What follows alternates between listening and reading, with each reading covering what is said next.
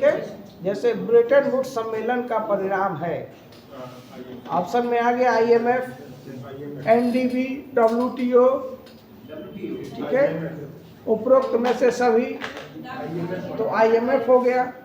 ऐसे ही आ गया मार्केज समझौता 1994 का परिणाम है या यूरोपीय वार्ता का परिणाम है, तो WTO। ठीक, चलिए अब WTO के तहत क्या है कि कई सारे समझौते हुए, ठीक है।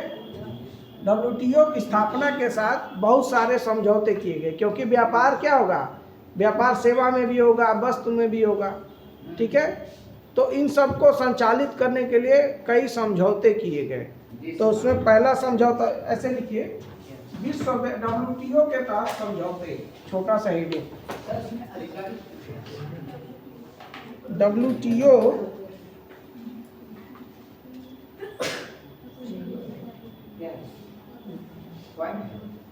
हेडिंग है, WTO के तहत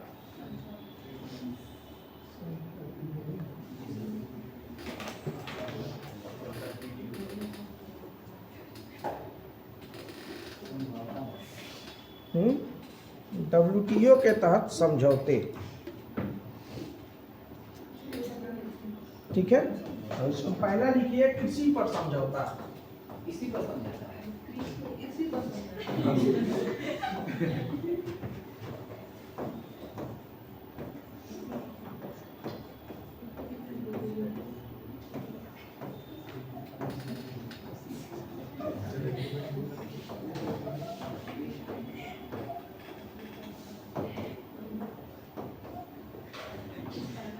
एग्रीमेंट ऑन एग्रीकल्चर, अंग्रेजी ऐसा विषय है कि उसमें स्पेलिंग गलत लिख दो तब भी अमेरिका के हिसाब से सही हो जाता है और यूके के हिसाब से गलत हो जाता है, ठीक है। जैसे कलर,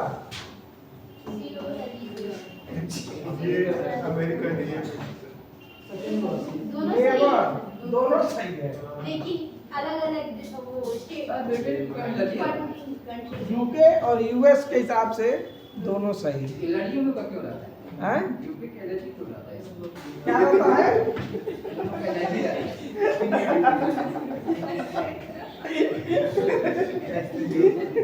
ठीक है। तो कृषि पर क्या हुआ था? इंग्लिश में टॉप किए थे। कौन? वो ऑस्ट्रेलिया का रिसर्च हम गए थे गोल्फ में, जो ये फंड तो होने के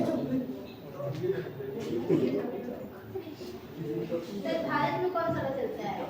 हाँ, भारत में यूके चलता है ना, दोनों यूके चलता है, लेकिन अब सब लोग इंग्लिश ये भी लिखते हैं, US में। हाँ, उस अब जैसे वो समय बदल गया है, इतना स्पेलिंग याद करने से अच्छा है ना कि दोनों लिख दो, अब जिसको पढ़ना है वो समझ ले। अमेरिका में लिखा है कि यूके में लिखा है, ठीक है। ट्रीटी और एग्रीमेंट में क्या है? एग्रीमेंट और ट्रीटी दोनों एक ही है, बस बहुत खास अंतर नहीं होता है, दोनों बाध्यकारी ही होते हैं। नहीं, ऐसा थोड़ी।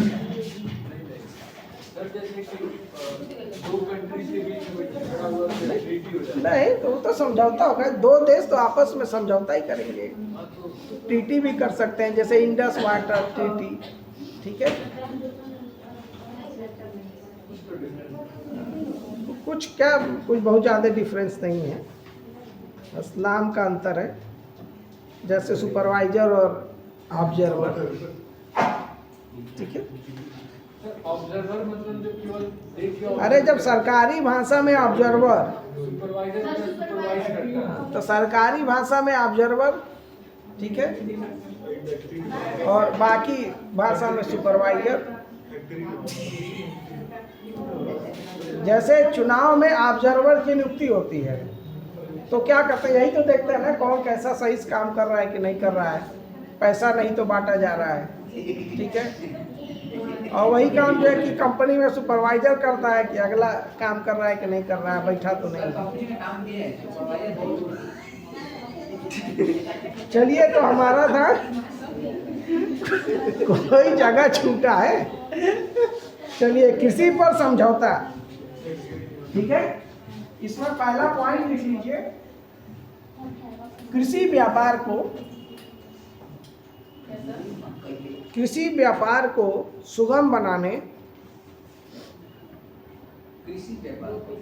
कृषि व्यापार को सुगम बनाने एवं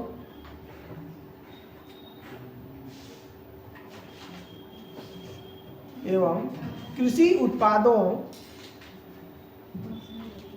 उत्पादों के लिए अधिक बाजारोन्मुख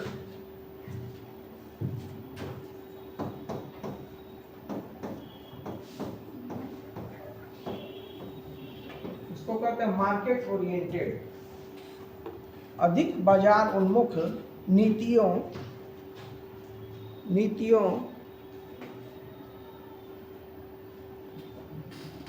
के निर्माण के लिए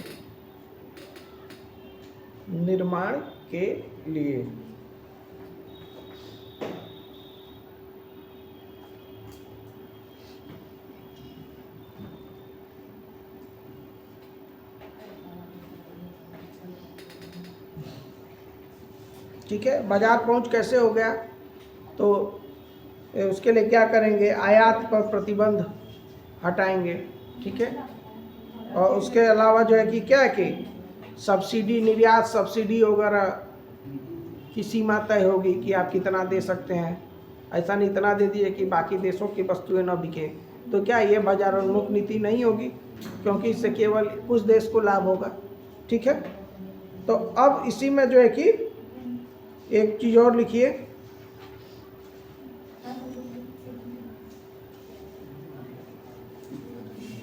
किसानों को प्रदान करने वाली सब्सिडियों के प्रकार, किसानों को प्रदान की जाने वाली सब्सिडी के प्रकार, यही हमारा मेन इसमें टॉपिक है। सर ये कृषि संगठन, हाँ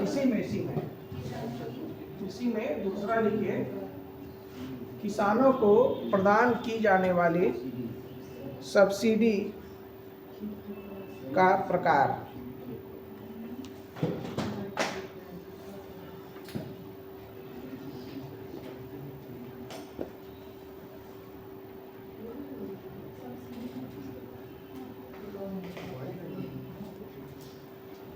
यही हमारा मेन सवाल है।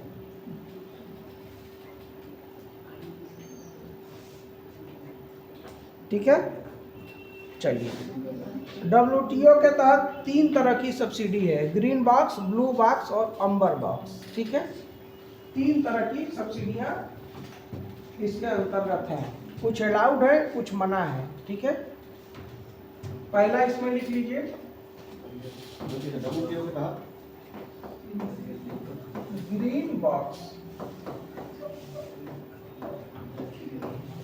ग्रीन बॉक्स, जब रोड पे ग्रीन लाइट जलता है तो क्या होता है, सब लोग चलते हैं, तो मतलब क्या है कि इसकी अनुमति WTO देता है, ठीक है।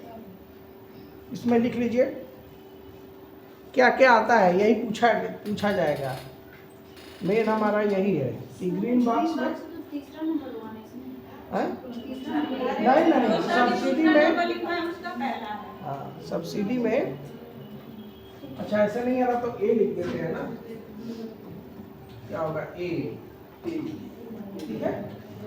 चलिए, तो ग्रीन बॉक्स में क्या आएगा, तो जितने कीट नियंत्रण, अनुसंधान, इस पे जो व्यय होगा, ठीक है, या क्षतिपूर्ति का जो व्यय होगा, जैसे बीमा योजना, ये सब क्या है, ये सब ग्रीन बॉक्स में आता है। पूछा गया है कि बीमा योजना किस बॉक्स की सब्सिडी है, तो ग्रीन बॉक्स की, ठीक है। तो लिख लीजिए, इसमें लिख लीजिए अनुसंधान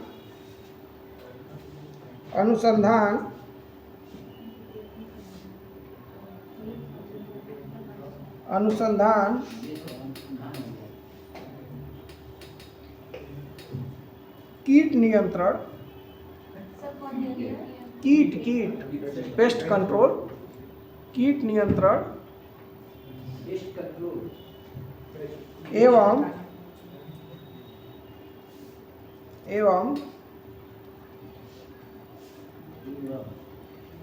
पर्यावरण संरक्षण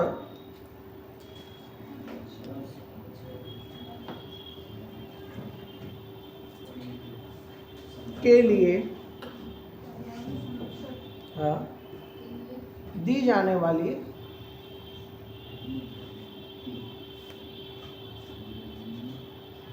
सब्सिडी इसमें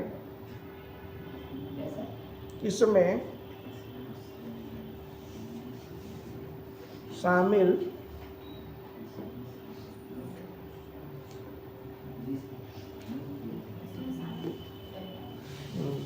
ठीक है। इसी में जो है कि लिख लीजिए एक लाइन और, इसी में एक लाइन और लिख लीजिए।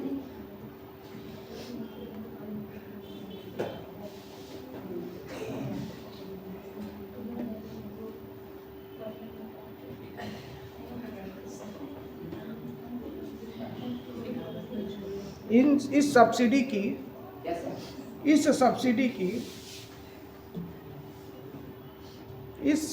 की कोई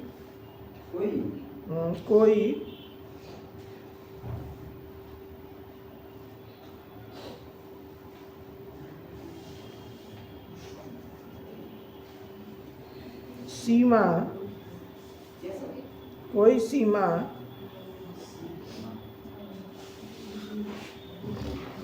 नहीं है, मतलब इसमें कोई लिमिट जो है कि नहीं है। इसकी जो है कि WTO इस प्रकार के सब्सिडी की क्या करता है, अनुमति देता है। अभी तब से वही बता रहा हूँ।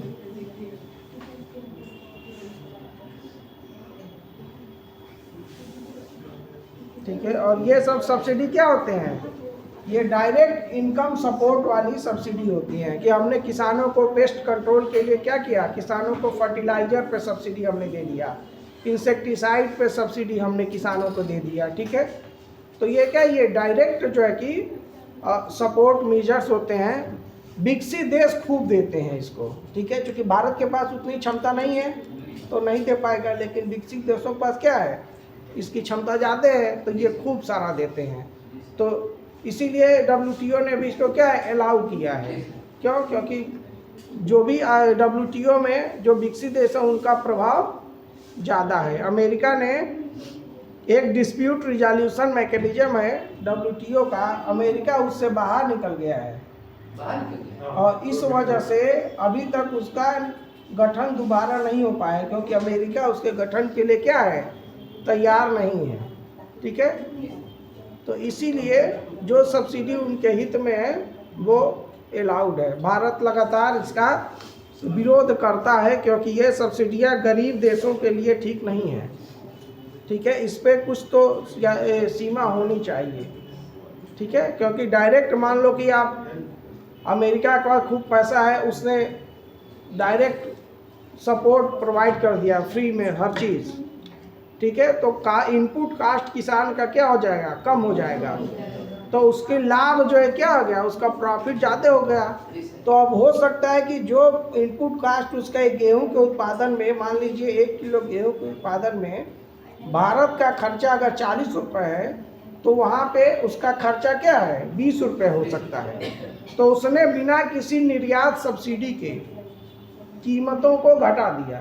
ठीक है, तो इससे लाभ की स्थिति में कौन हो जाएगा, अमेरिका का किसान हो जाएगा।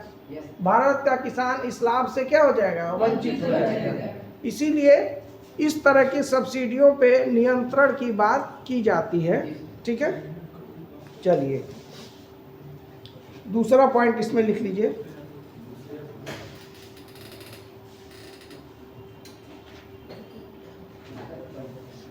फसल बीमा योजना,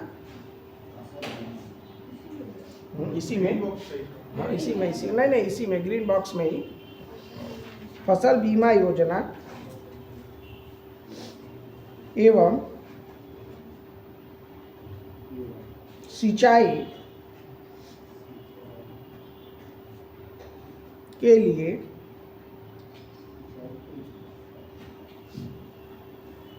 दी जाने वाली सब्सिडी इसी के अंतर्गत आता है,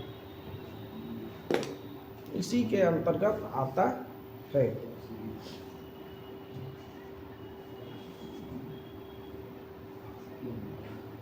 इसी के अंतर्गत आता है। ठीक, अब देखिए, अब दूसरा लिखिए ब्लू बॉक्स। दूसरा लिखिए ब्लू बॉक्स। Blue box.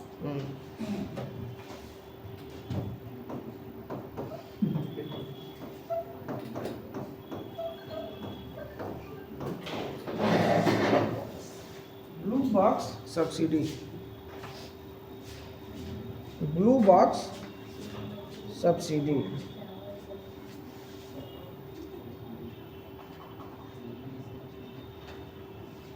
ठीक है, ब्लू बॉक्स क्या होता है? तो इसमें सब्सिडियों की कुछ सीमाएं रखी गई हैं।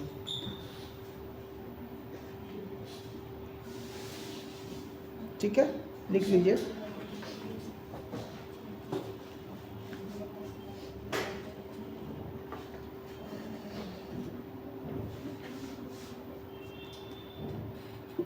लिखिए उत्पादन सीमित करने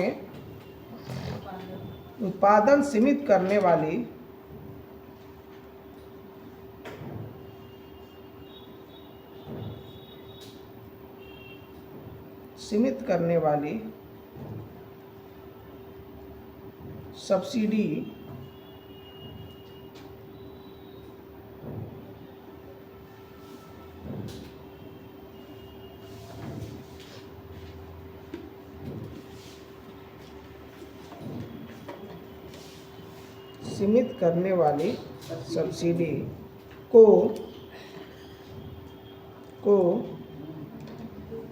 इसके अंतर्गत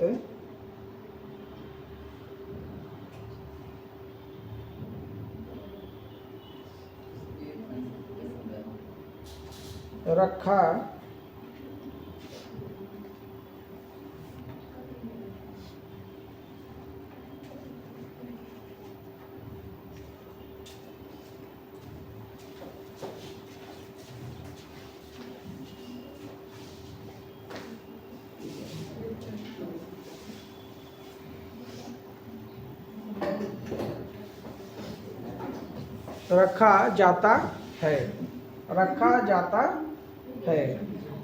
इस तरह की सब्सिडी पर कोई सीमा नहीं है।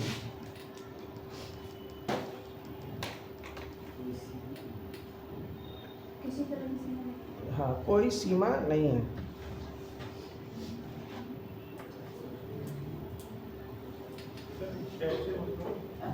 जैसे मान लीजिए धान का उत्पादन हो रहा है, ठीक है, और सरकार को लगता है कि धान का उत्पादन अब नहीं किया जाना चाहिए, बहुत ज़्यादा हो रहा है, ठीक है, तो या तो किसान जो है कि कोई अन्य खेती करे, या ऐसी स्थिति उत्पन्न नहीं है तो सरकार कहेगी कि ऐसा है कि हम आपको सब्सिडी देंगे प्रति एकड़, ठीक है, आप जितना आपको जो है कि उससे फायदा होता था धान के उत्पादन से, आपको हम उस हिसाब से सब्सिडी देंगे, आप बस अपना कुछ एरिया जो है कि प्रोडक्शन का घटा दीजिए, ठीक है। यूरोपियन देशों में ये जो है कि ज़्यादा पॉपुलर है, स्पेशली नॉर्वे वगैरह में इसका जो है कि ज़्यादा किया था। क्यों? क्योंकि वहाँ क्या है कि मौसम की दशाएं क्या है, सीमित हैं, ठीक है, कुछ ही समय में उत्पादन होता है, तो वहाँ उसी समय सारे किसान उत्पादन एक ही चीज़ का कर दें तो क्या होगा, मार्केट में उसकी डिमांड कम हो जाएगा, कि सप्लाई ज़्यादा हो जाएगा, डिमांड स्टेबल है, डिमांड तो बढ़ेगा नहीं। तो उसकी वजह से सरकार कहती है कि अनावश्यक जो है कि प्रोडक्शन को कम करने के लिए सब्सिडी देती है कि किसान अपने हिस्से का, जैसे आप लोग ऐसे समझिए, चंपारण पढ़े हैं ना आप लोग, चंपारण आंदोलन, तो 3 कट्ठिया सिस्टम होता था ना वहाँ पे, 20 कट्ठा का 3 कट्ठा जो है कि नील उत्पादन के लिए, ठीक। अब वही समझिए कि सरकार ने कहा कि 20 कट्ठा में 3 कट्ठा में कोई खेती ही नहीं करना है, ठीक है। और उस 3 कट्ठे पे आपको जितना प्रोडक्शन मिलता लाभ उतना हम आपको अलग से दे देंगे, आप प्रोडक्शन मत करिए, ठीक। तो इसी को कभी भी होता है क्या? ब्लू बॉक्स सब्सिडी कहा जाता है, ठीक है। वहाँ कैसे खेती करते हैं जैसे चंपारण में?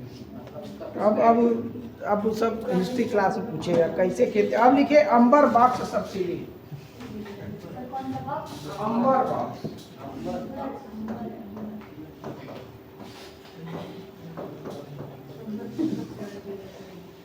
अंबर बॉक्स सब्सिडी, अंबर बॉक्स सब्सिडी।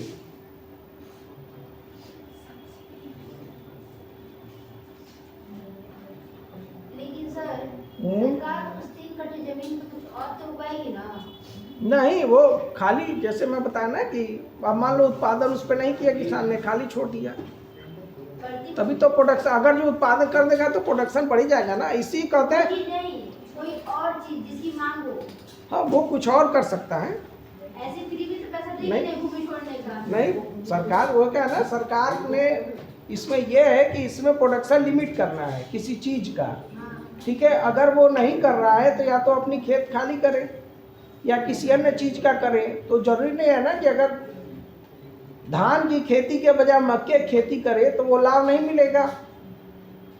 मान लो कि लाभ नहीं मिलेगा, जैसे एग्जाम्पल मैं दे रहा हूँ, पंजाब और हरियाणा धान की खेती वहाँ सीमित की जा रही है, रोकी जा रही है, ठीक।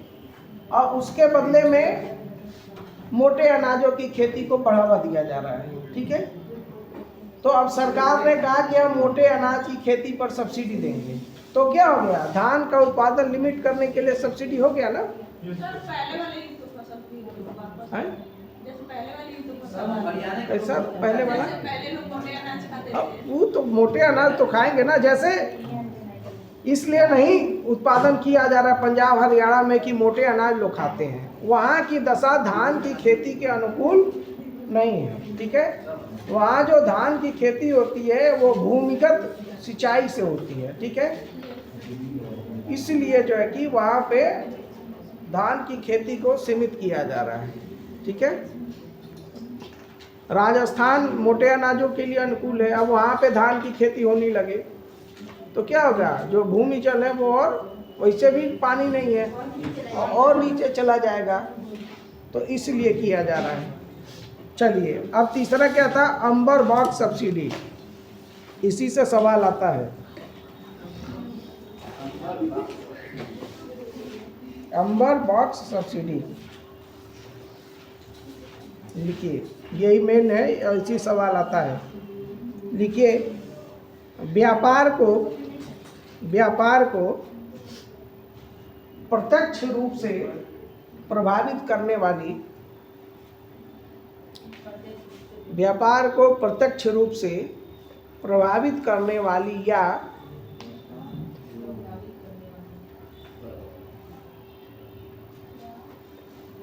या विकृत करने वाली, विकृत क्या कहते हैं उसको, विकृत,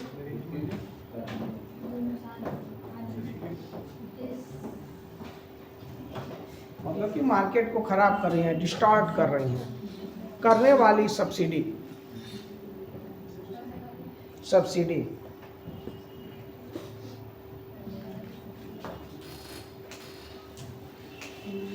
ठीक है। अब पीटी का सवाल जो पूछा गया है, भारत, उसी में लिखिए, भारत का न्यूनतम समर्थन मूल्य कार्यक्रम, भारत का न्यूनतम समर्थन मूल्य कार्यक्रम भारत का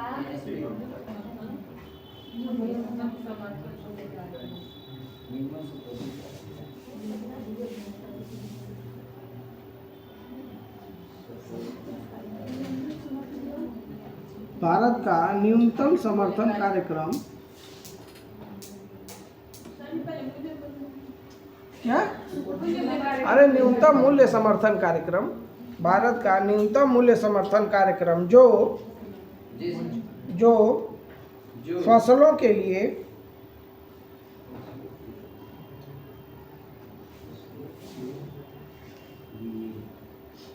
जो फसलों के लिए निश्चित मूल्य की गारंटी देता है,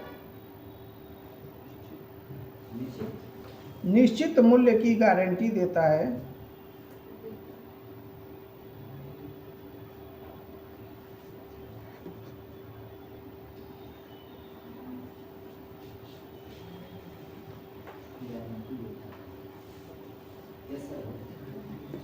इसी की श्रेणी में आता है, इसी की श्रेणी में आता है।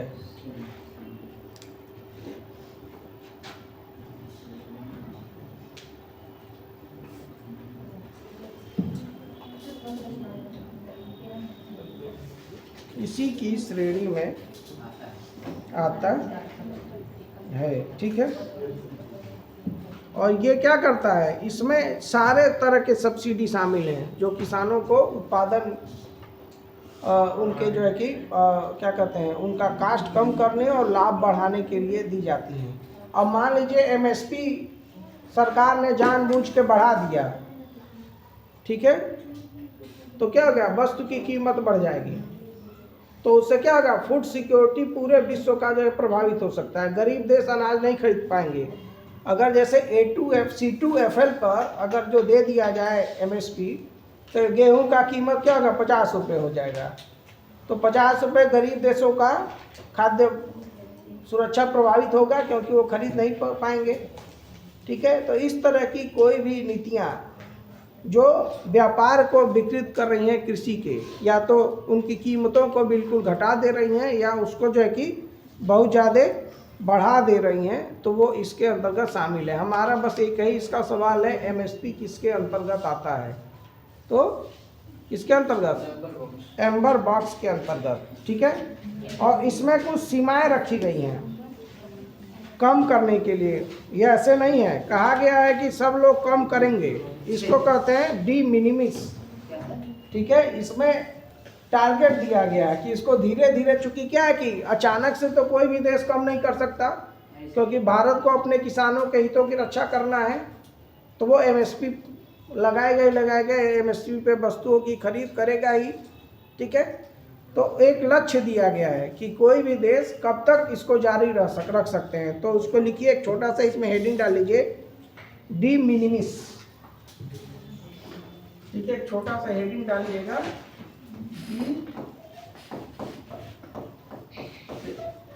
UPSC का सवाल है।